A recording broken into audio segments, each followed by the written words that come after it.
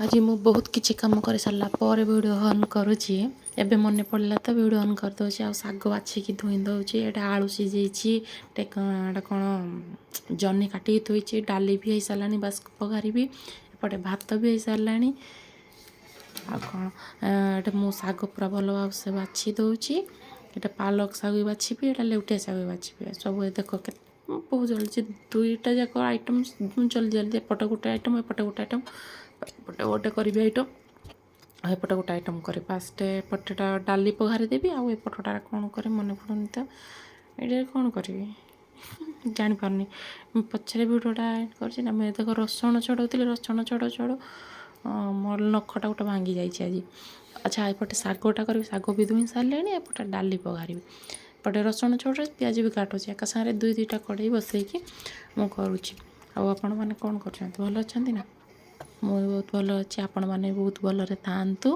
आपटे देखु मुझे तेल पकईदेली एपटारे तेल पकईदेली एपटे भी तेल पकई दुईटा कड़े तेल पकईदेली सेम एपटे जीरा सोरिष फटेबी एपटे खाली सोरिष फटेबी शागरे खाली सोरिष फटेबी आ डाली रे फटेबी कौन सोरिष जीरा आ सुखिला लंका प्याज टे देवी हरड़ डालीटा करुँची एपटे जी सोरिष पकईदेली आपण भी मो भाया एमती जदि लेट जार हो जाए रोसे मैंने दुई पटे दुईटा गैस लगे दिंतु एका सांगरे सब जोगाड़ करके रखी दिंतु रखी सारा सब रोसे शीघ्र हो गोटे घंटा भितर चारि रु पांचटा प्रकार आइटम तो करदे सियोर एक संगे देख मुझे डाली भात एका सागर बसई देती भात हो सारे गाड़ी सारे एपटे डाली पगार देली शाग भी धोई सारे एपटे हो सारा बेलू शाग बाछि देती डाली रे आलू पकई देती आलू भी सीझ जाता आलू को करी आलू आलू चकटा कौन आलू भरता आलू चटणी भी कहती एपटे शाग भी देख रसुण पिज मत मिसैन भाजे आज किंतु रसुण खाली पकई लेउटिया शागर खाली रसुण पकातु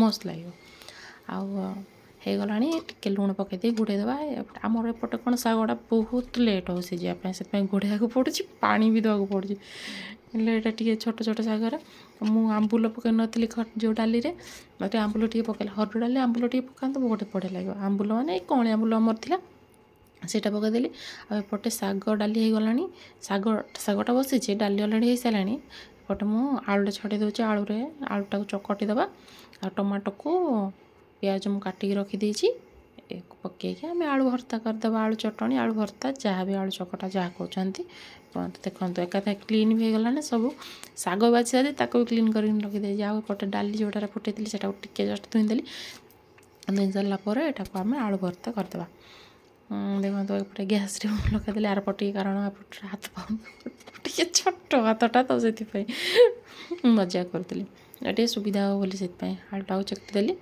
आपण एमती भावेनि हाथ में कहीं चकटुचे हाँ आम हाथ अभ्यास अच्छे से हाथ क्लीन होम चकटू आईटे घर भितर कौन ग्लोव्स पिंधि से पट डाली डबाटर बाहर करदे तेल पकईदेली जीरा सोरिष शुखिला लंका आज कि लंका पकई दूची एमती लंका पकड़े खाइब कि पोड़े चकटी चकटी देले मो पु खाइबनी पिज भी पकईदेली आपर टमाटो भी पकईदेवा एक सागर भाजी हो भाजी सारापर आपण मैंने लुण पकईदे मुझे आलूरे के लुण देकी चकटनी या कर सारापर लुण सरी जाता मोर लुण बाहर करदेली कारण दुईटा जगह सब लुण कौन सुंकुड़ी होना एपटे सेपट करुचे पिज पिज बिना पिज रसुण जो दिन सोमवार गुरुवार पिज रसुण खाऊना से पुणी कौन छुई करेंगे ना कौन दुईटा लुण बार अलग डबाड़े लुण रखु चटुआर टे आपण मैंने सेमती करदे मुझे करुँची कहीदेली आ टमाटो पिज होगला या टे देख शाग पर्यटन जाके मोर सीझिनी मन देख गोटे के टाइम है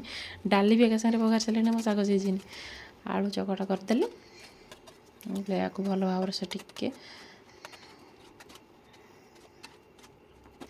होगला आमर आलू भर्ता होगला एपटे शाग होगला डाली होगला बस सरीगला आपर आम टिफिन रेडी करदे आज बोधे टिफिन नबनी आज बोधे संडे ना कौन गले खाई डायरेक्ट जी आ टिफिन नेबेनि आज गला देखो मो सब एपटे होगला मु आलू बाहर करदेली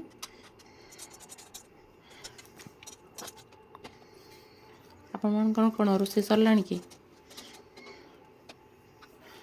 ସରି ଖାଇସାରିବଣି ମୋର ଟିକେ ଲେଟ୍ ରୋଷେଇ ହେଉଛି ଲେଟ୍ ମାନେ କ'ଣ ହେଲାଣି 11ଟା ଭିତରେ ମୋର ସବୁ ରୋଷେଇ ସରି ସାରିଲାଣି। ଏପଟେ ହଜବେଣ୍ଡ ମାଗିଲେ ଚା ଥରେ ପିଇଥିଲେ ଆଉ ଥରେ ଗରମ କରିକି ଦେଇ ଦେଉଛି ପିଇଦେବେ। ମୁଁ ଆଡ଼େ ବସାଇଥିଲି ଏଇ ଯେଉଁ ଜହ୍ନି କାଟିଥିଲି ତାକୁ ତୁଣ ପିଠଉ ଦେଇକି ଭାଜିବା ପାଇଁ। ଏପଟେ ଚା ବସାଇଦେଲି ଚା ଟିକେ ଗରମ ହେଇସାରିଲା ପରେ ହଜବେଣ୍ଡକୁ ଦେଇଦେବା। ଚା ପିଇ ସାରିଲା ପରେ କେତେ କାମ ଇଆଡ଼େ ଗୋଟେ କାମ ଗୋଟେ ପରେ ଗୋଟେ କାମ ଚାଲିଛି ମୋର।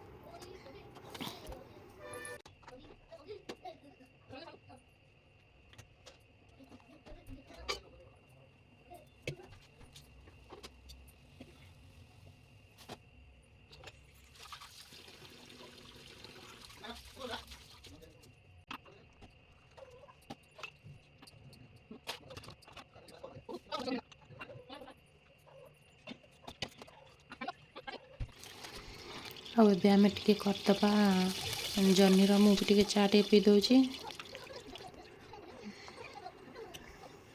ଆଉ ଟିକେ ଚା ପିଇଦେଲା ପରେ ଜହ୍ନିକୁ ଗୋଳେଇକି ରଖିଦେବା। ଗୋଳେଇ ସାରିଲା ପରେ ଏଥିରେ ବି ଦେଇଦେବା ଗୋଟେ ପକାଇଦେବା। ଆକାଶ ପକାଇନି ଗୋଟେ ପକାଇବେ ଭଲ ଲାଗିବ। ପୁରା କ୍ରିପ୍ସି ହେବା ପର୍ଯ୍ୟନ୍ତ ସ୍ଲୋ ଫ୍ଲେମ୍ରେ କମ୍ ଅଏଲ୍ରେ ହିଁ ବହୁତ ବଢ଼ିଆ ହେବ। ଆଉ କ'ଣ ପାଇଁ ଛାଣିବା କାହିଁକି? ଛାଣିଲେ ବେଶୀ ଅଏଲ୍ ଅବଜର୍ଭ କରିବ ଆଉ ଆମ ପାଇଁ ବି ଖରାପ। ଯେତେ କମ୍ ତେଲ ୟୁଜ୍ କରିବେ ସେତିକି ହିଁ ଭଲ। ଏଇଟା ଛୋଟଟା ହେଲାଣି ଏକାଥରେ ଗୋଳେଇଦେବା ପରେ ସବୁ ଗୋଟେ ଭାଜିଦେବା। ଏଇଟା କାଲି ରାତିରେ ବନେଇଥିଲି ମୁଁ ଦେଖିନି ଏଇଟା କିନ୍ତୁ ବହୁତ ଭଲ ଲାଗିଲା ସମସ୍ତଙ୍କୁ ବହୁତ ଭଲ ଲାଗିଲା। ସେଥିପାଇଁ ଆଜି ବି ଦିନ ବେଳା ବି ଏଇଟା ବନେଇ ଦେଉଛି ସମସ୍ତଙ୍କୁ ଭଲ। ଦେଖନ୍ତୁ ମୁଁ ଭାଜି ସାରିଲା ପରେ ସାଇଡ଼୍କୁ କରିଦେଲି ଆଉ ମଝିରେ ତେଲ ତକ ସବୁ ରହିଗଲା।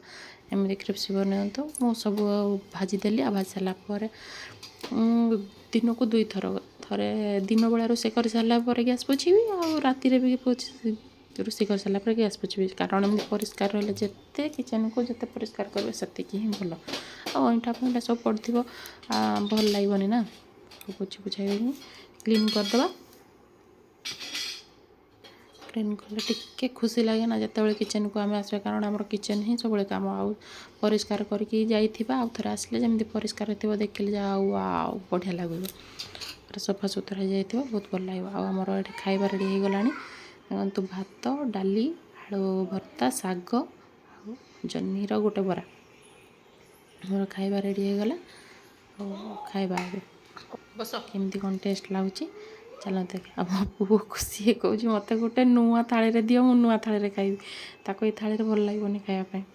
ହଉ ଚାଲ ତାପରେ ହଉ ଆପଣମାନଙ୍କୁ ମୋର ଆଜିର ଲଞ୍ଚ ଭିଡ଼ିଓର ପ୍ରିପାରେସନ୍ କେମିତି ଲାଗିଛି ତ ଲାଇକ୍ ସେୟାର କମେଣ୍ଟ କରି ସବସ୍କ୍ରାଇବ୍ କରନ୍ତୁ। Thank you.